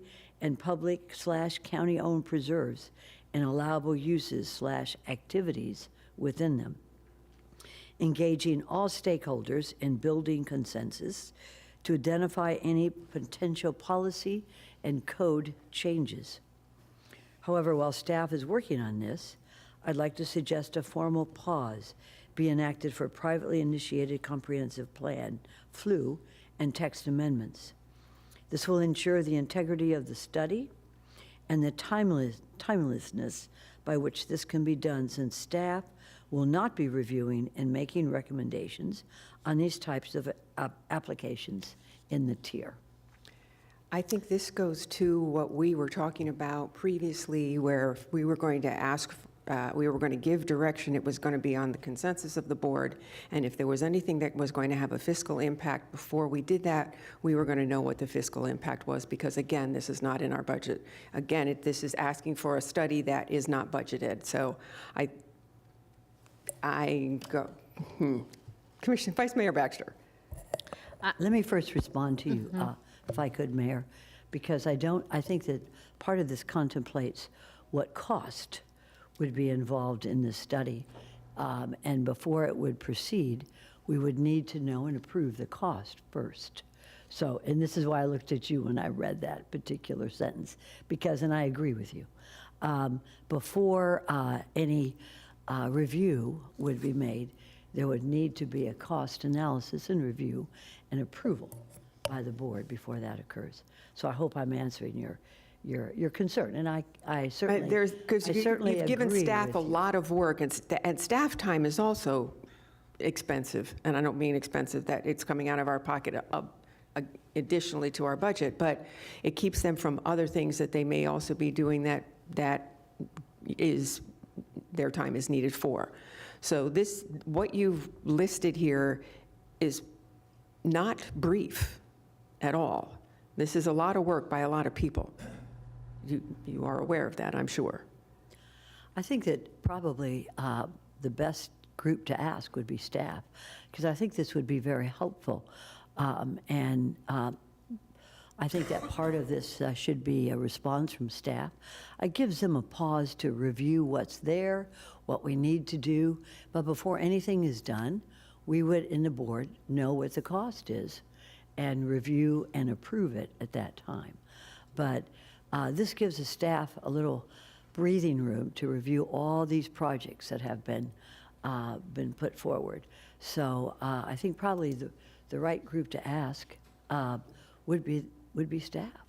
Okay, before we do that, Vice Mayor Baxter and then Commissioner Woodward. I was going to comment on my recollection of board direction prior to today. We did give direction about clarifying when we're giving direction so that everyone is aware. We never discussed limiting direction based on costs, and I think we all try to be very fiscally responsible. So I think that Commissioner Sachs is being more than gracious in saying that she would like us to have that cost analysis brought back to us about the study she is asking for this board to approve, but that has not previously been the practice of this board. And because we are moving forward and we have a lot of other things going on, I also don't like the idea of limiting. I mean, we have staff at the county, so we as commissioners can have information to make the best decisions. Period, end of story. Without informations, we cannot make, without some studies, we cannot be informed to make the best decisions for our residents. So when it comes to a dollar amount linked to information and saying you can't have information because it costs too much, I disagree. That is literally why we are here, to be informed, to make those decisions, to represent our constituents.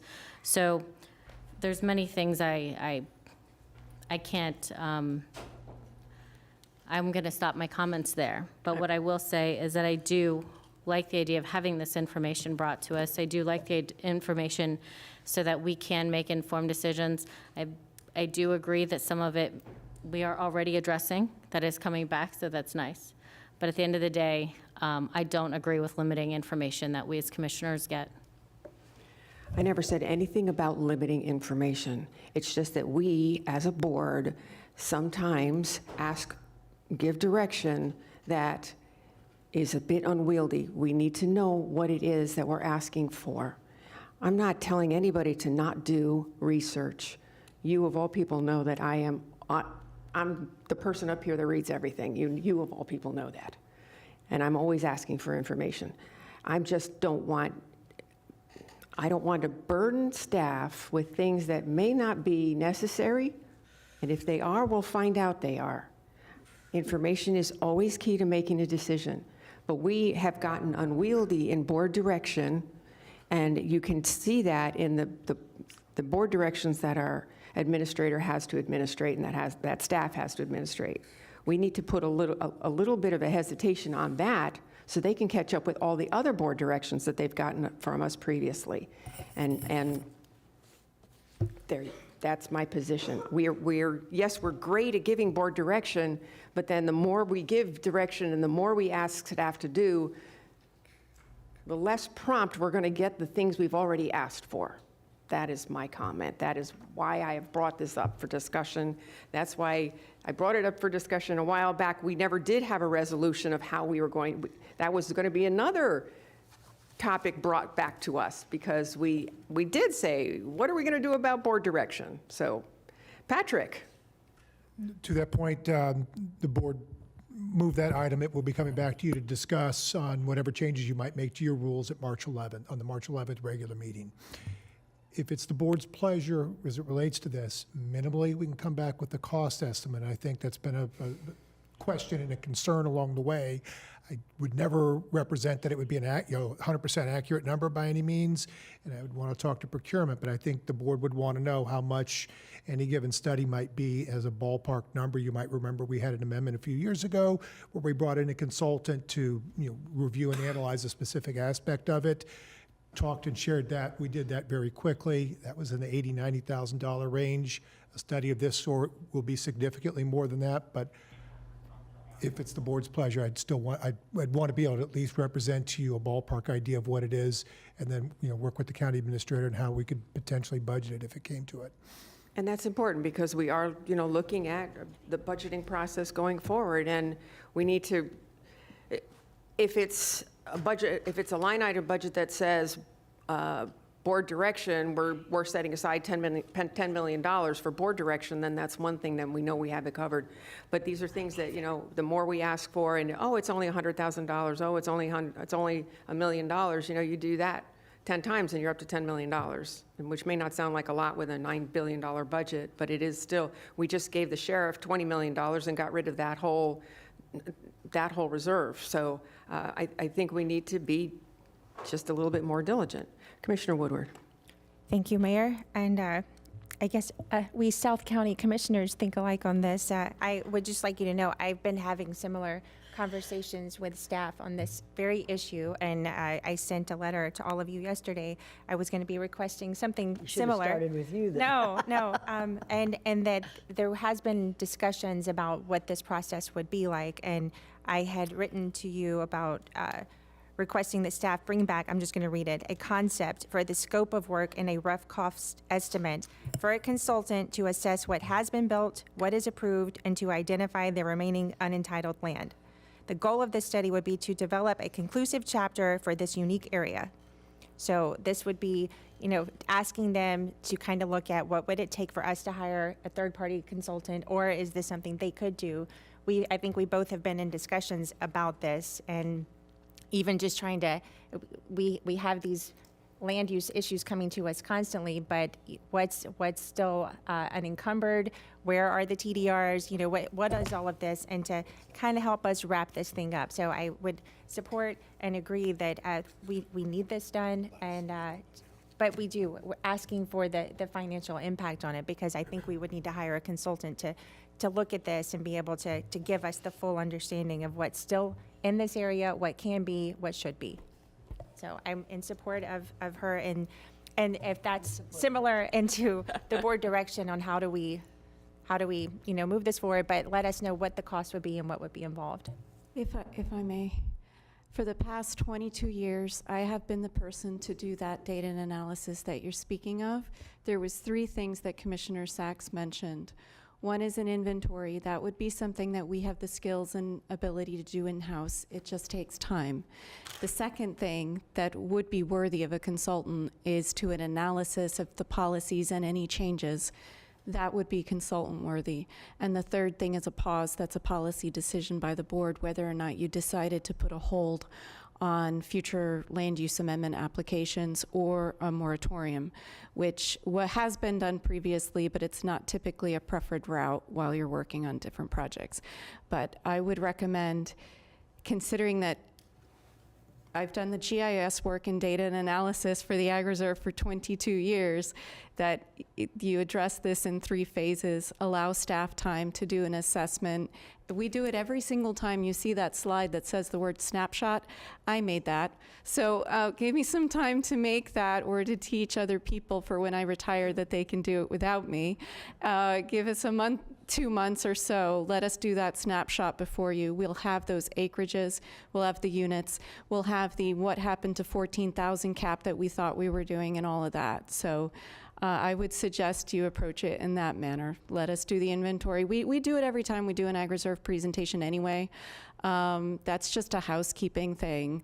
Let us do that and then talk about the next phase of the Ag Reserve if you'd like. That's what I would suggest. I think all of us here would like to see closure on the Ag Reserve one way or the other. So I am not, Commissioner Sachs, I am not against a study.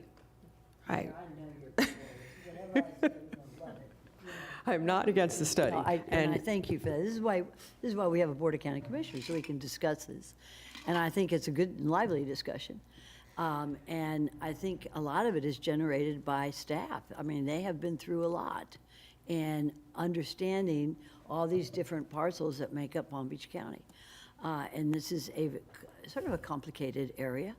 And I like the idea of the pause. I like the idea of, and I received this talking to members of our staff, senior members, not senior in terms of, but senior in terms of years here. But certainly it is something that needs to have a pause, needs to have a review. And I think we all agree with that. And I know that many of us who work in this area know that they need to just step back, take a look at the inventory, and take a look at what we have, what we need to do. And I certainly support staff in that. And I would hope that my colleagues would as well. But I understand what you're saying, Mayor. Well, I also have other lights were on, Commissioner Weiss and then Vice Mayor Baxter.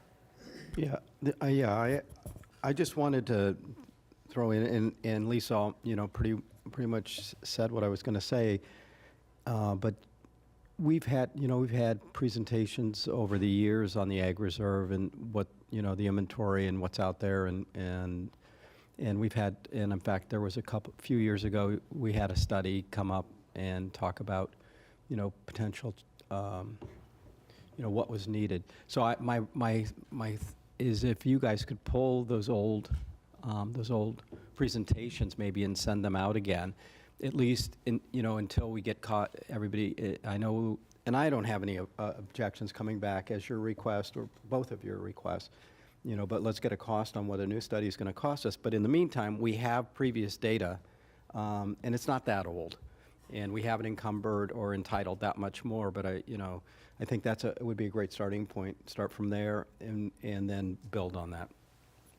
Thank you, Vice Mayor.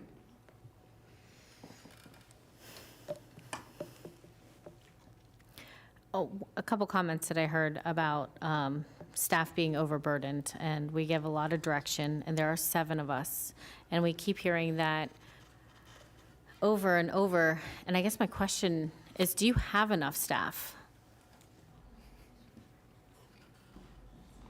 Yes, I'm asking you, Lisa. Do you have enough staff? We have, in the zoning division, we have positions we can't fill because the Canadians aren't coming anymore. We used to hire college kids, just out of Canada, all the time. And I don't know if it's warmer up there or if they're not coming. So we have multiple vacancies we just can't fill. So we're always struggling in the zoning division to keep up. We have the positions, we just don't have the people. And sometimes we can't hold on to people because we are not competing with the private sector, which we've heard, I can't even tell you how many times. But then what that forces us to do, even when you are as capable as you are as pulling together information, we are then forced to look towards consultants or outside parties to fill in those gaps, which is even way more expensive than my personal opinion, is paying people to stay here and keep them and retain them for longer. And so one of the issues I have is we as a board, I don't think should be hindered on asking for information because of staffing. Either we need to find a way to hire more staff, or we're gonna have to spend dollars on consulting firms to get us the information that's required for us to do our jobs. We can't just keep putting things off. I mean, everyone already complains it's laughable how long government takes to do anything. We can't use that as an excuse to keep prolonging things. So I would just say, let's take this into consideration when we are looking at whether it's board direction or consultants, that if we had enough staff, this may not be an issue. But here we are, and we need information. So I'm going to, let's leave that one at that. Thank you. Commissioner Sachs, are you finished with your comments? That's a loaded question. Ever ask an attorney if you're... I'd like to move that we direct staff, and I read a long statement, and I think that to make it all sort of come together with everybody's comments here, that staff would review the status in the Ag Reserve and focus on specific challenges that I read, and it's now part of the record. And I can certainly have staff look at this as well. And to come back, and Ms. Amara's got a wealth of knowledge. She can certainly begin that inventory. And I think that we have consultants that we have used before in this area that would probably be, and they're independent consultants, that the staff could come back. Let us know. I don't think it would cost that much to take an inventory. This is a very complicated area that concerns certainly more than 500,000 people in the South County area. And yes, it does, Commissioner Weiss. 225 and 225, you add them up, you know, it gets close to 500,000. So I think it's important, and to echo what's been said here, this is why we're here. We had a lively discussion on housing, and we're going to have more work from industry on this. On that issue, this is also a very important discussion. So I would like to move that what I said before, I don't want to have to repeat it, and as well as to incorporate what Commissioner Woodward also requested them to do. So that would mean staff is going to be doing the inventory, as you said. You're going to get the numbers on a study. The third thing, though, was the pause, and I think that is a bigger discussion by the board than just one person. Because there are things that are already moving in, and we can't just stop them if they're already in the process. So I have, the attorney's light has popped on. Yes. So as far as a pause on comp plan amendments within the Ag Reserve, my recommendation would be, let's bring back the scope, let's bring back the information that Lisa is, and then at that point, we could probably discuss that if it's appropriate. And you would, with that would be whatever projects are in whatever phases they are in right now in the Ag Reserve, correct? Well, so usually the way these pauses work is anything that's in process will continue in process during the pause. It would just be anything that's new after the date of the pause would be prohibited. But I think the commissioners would like a, a status report on what is in process now. Yeah, I think that would be part of the analysis that they're performing. Okay. Mayor, Yes. I actually came up to address the staffing issue, but I think Lisa started to address it. And even if all of those positions were filled, we are below where we should be on a per capita staffing level. So staff does work hard, they work the extra hours, and we'll continue to do our very best to respond to the board. I would like a little time just to meet with staff so that we can address what is going on and the other hot button issues you have, and then send a memo to the board so we can give you a time frame in which we can bring back the information that you're asking for, if the board is good with that. Thank you, and I believe you have a question from Commissioner Sacks. You look good over there. Thank you. What I don't want to have happen is that this thing gets, as someone said here, kick the can down and down. They work hard. We've got issues. I'd like to see, with the recommendation of our attorney, that we come back with an idea of what is there that they can do, and I'm looking at you, Mr. Attorney, and then that they would give us an idea of what the next step is. And if you don't mind, Ms. Baker, I think that we have so much background, so much history in the members of our staff that they can do this without any cost. And then we can discuss whether a formal pause, which has been done before I was here certainly, but which has been done by a board of county commissioners before, be addressed. So I'd like to proceed with what has already been suggested, with the recommendation of the attorney, and to let staff move forward on it, and then let us know, should we have a date certain now, or how do we? Again, I would like to ask the board, we know this is a priority. I think that Lisa has done a lot, and we've got some documentation data already in her file that she just simply needs to update. I just wanted to get my arms around the other priorities, because she's going to be involved in some of the other issues you've addressed. We'll make this a priority. It'll be an easy priority because she's done a lot of the work. And the estimate as far as the consultant is concerned, that's going to be another subject. But we can definitely bring back status, and we can also identify the projects that are currently in process, so that the board, and I will even ask staff to put together a map so that you know where these projects are and what's being done with those projects. Could So we have a can do that. date? A date? That, I would say in the next, we can give you a status update at our No, next I'm meeting. sorry. Yeah, I'm sorry, Ms. Baker. Mayor, Yeah. No, Commissioner, that's okay. I'm I just know. trying to make But- sure that I don't give you misinformation. I don't want to No. have to come back to you and say we couldn't do it, but we can do it. We can make it a priority. It'll just push some other projects back, that's all. Given the length that we know the March 11th meeting is, this is not something that can come back by March 11th. There's just too much in the pipeline before then. But we have a second meeting the end of March. We do. Okay, let's put it on the calendar for that. Would that be That's acceptable? absolutely status. perfect. At that point. Thank you, Mayor. You're welcome. What is that date, Patrick? March 27th. Okay, very good. Thank you, Mayor. You're welcome. You brought it all home. Thank you. Anything else? Any proclamations, any? I do, I have something else. Okay. Okay, so we all know what we're doing here, Ms. Mario. We already planned on coming back in March for the status of the non-residential uses west of the Ag Reserve, but we weren't going to, I can't get an update of the acreage in the Ag Reserve in March. I could do in April, but not March. Okay. I'm just going, for anything you see from us in May will be the same data that we presented last fall. So there's just no way to have an updated inventory in March. Mayor, what do you Just suggest? April I could do. But April? I could do April. April? Thank April you. it is. We have a date in April.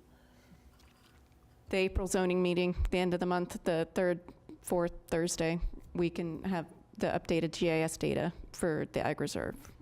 Would that be okay? April 24. April 24th it is.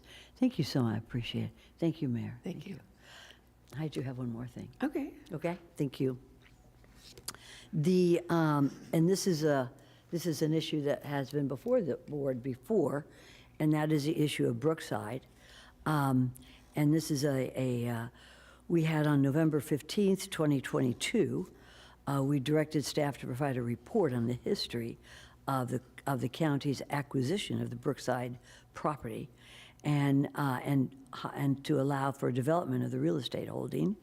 And then on December 6th, 2022, county staff requested our board direction regarding a potential text amendment to the county's comprehensive plan to allow for the development of the Brookside property in light of the restrictions that currently encumber the same. So at this point, I think what we're going to do is what I would like to propose is to give staff direction to allow them to submit necessary applications so that we can address these issues together as a board with staff direction.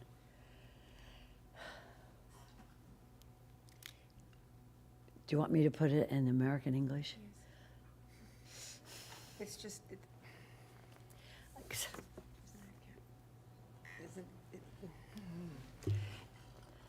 Okay, I will. isn't that counterintuitive to what you just asked for as a pause?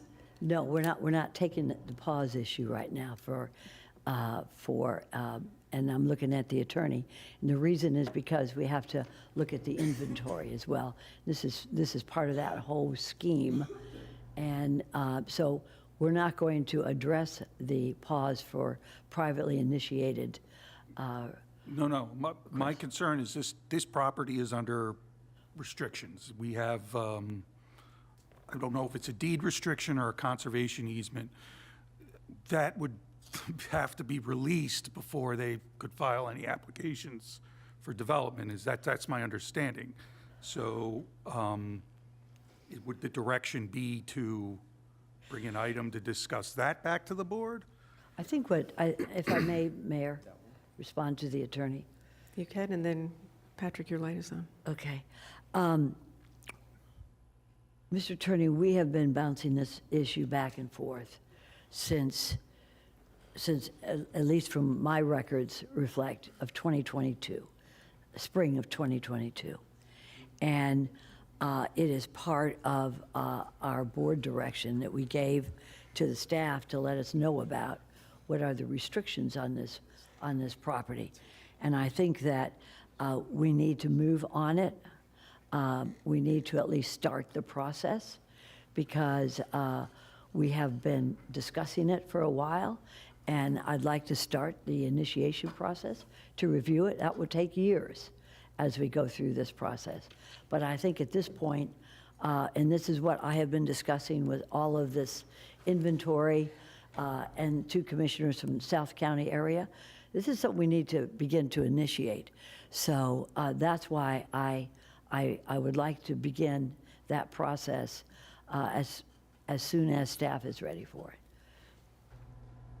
Well, I'm not sure what the process exactly would be. I think Patrick can probably address that better, but yeah, so Patrick, please. So the way the board addressed this last time, this issue has been out there.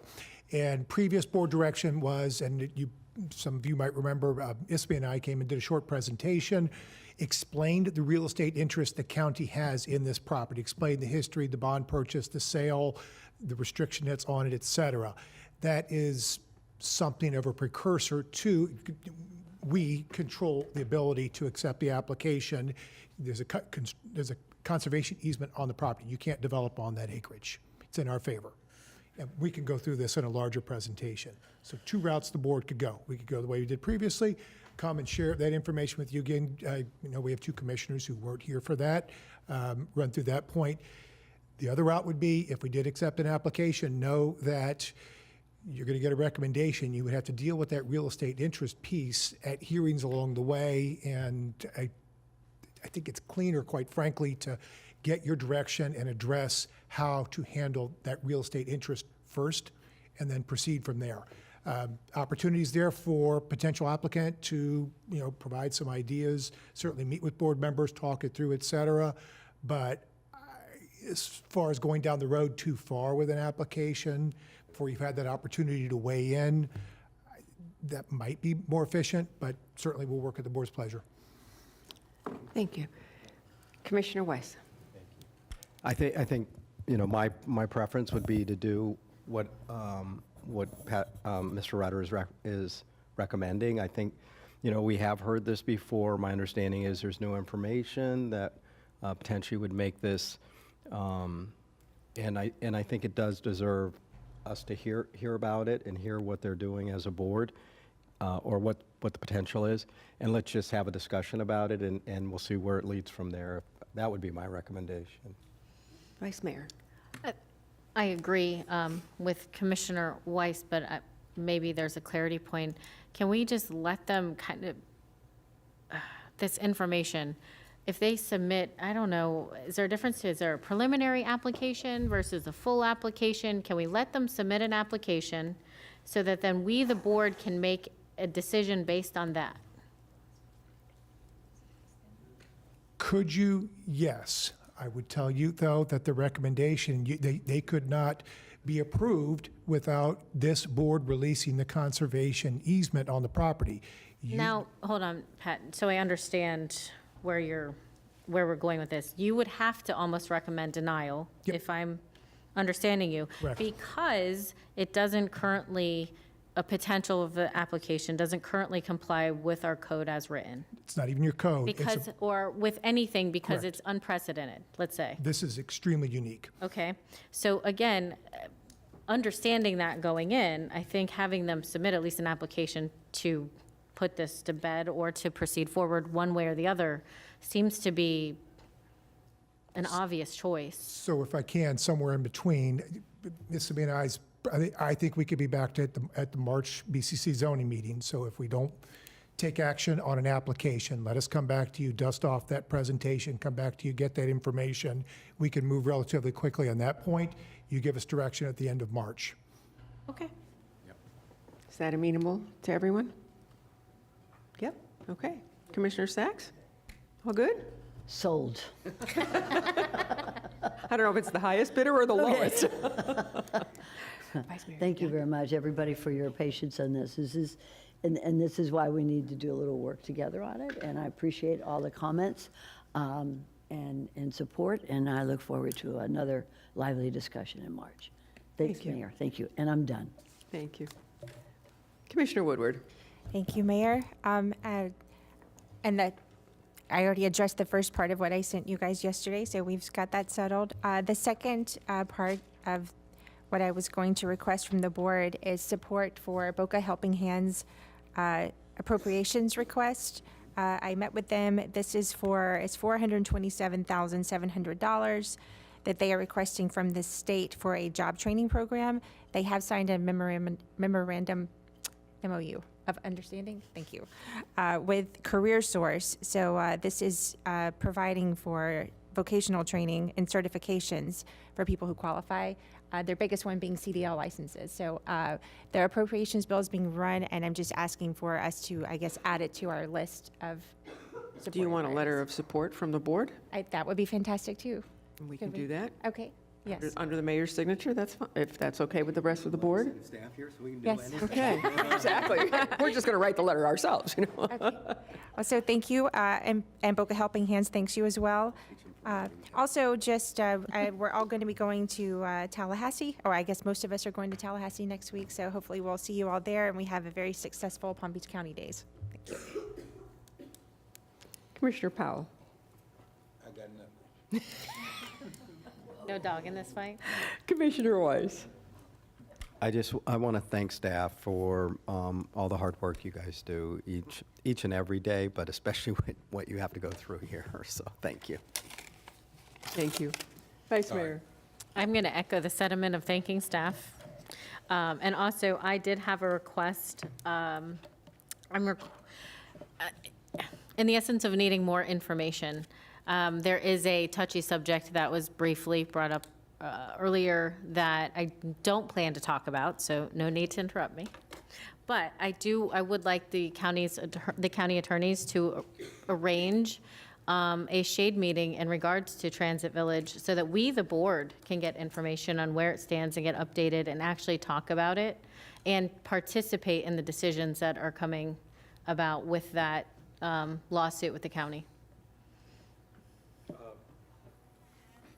I'll talk with the county attorney about it.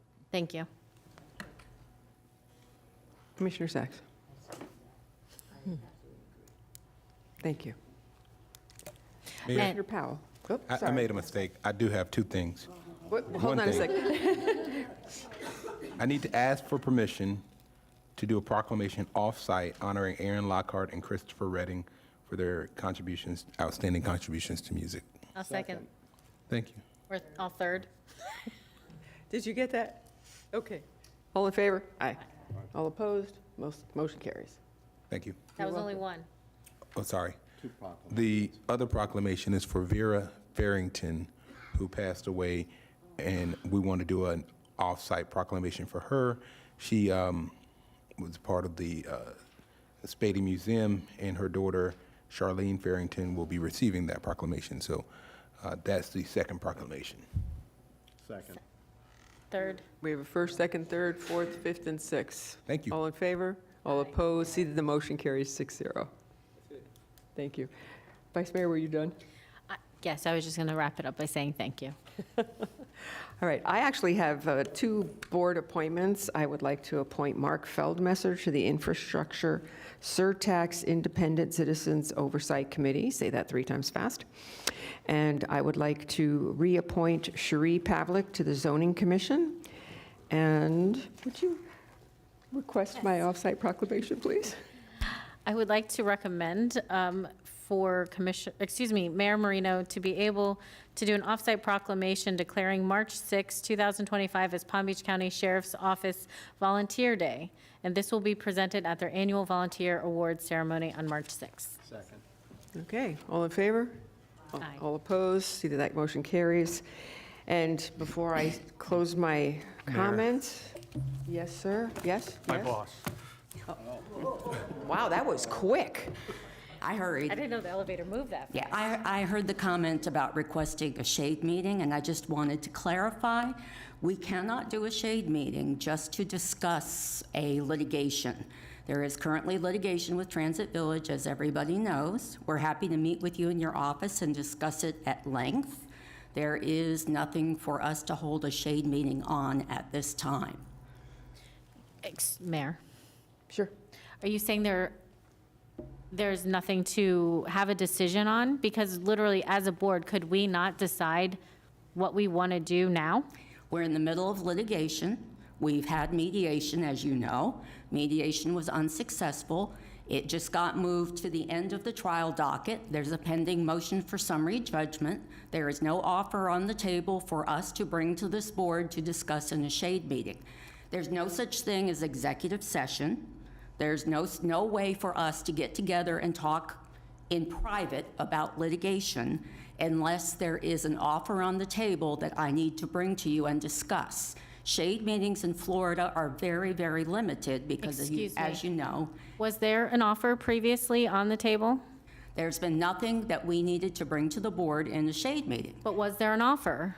There's been various offers, including offers that were made. And have any of those offers been brought to this board? We, as always, when we handle litigation, we bring offers to the board as appropriate, and the board handles those And offers. who deems what's appropriate to bring to the board? There's a risk management roundtable, there's a litigation department, and we handle litigation for this board. And we do not want the board to be in a position of having people litigate their cases in public in front of you. That's not how we handle litigation. We understand. That's not what we're asking for. No, you're asking for a shade meeting. That's illegal. I can't do that for you right now. If Transit Village, who's sitting here, wants to present some new offer other than the same thing that they've been offering for the last 2 years, we'd be very happy to discuss that with the board if it's worthy of being discussed. It is my job to evaluate these cases, and that's what we do. And when there's a legitimate, sincere offer, then we would be happy to bring that to you and discuss that in a shade meeting. But there has been no such thing. Respectfully, I disagree. We are the board. So the fact that you are making the decision for us on whether an offer discuss this in your office. is brought to us or not. I'm not even discussing details. I'm saying in general, our process, whether an offer is brought to the board or not, that I find concerning.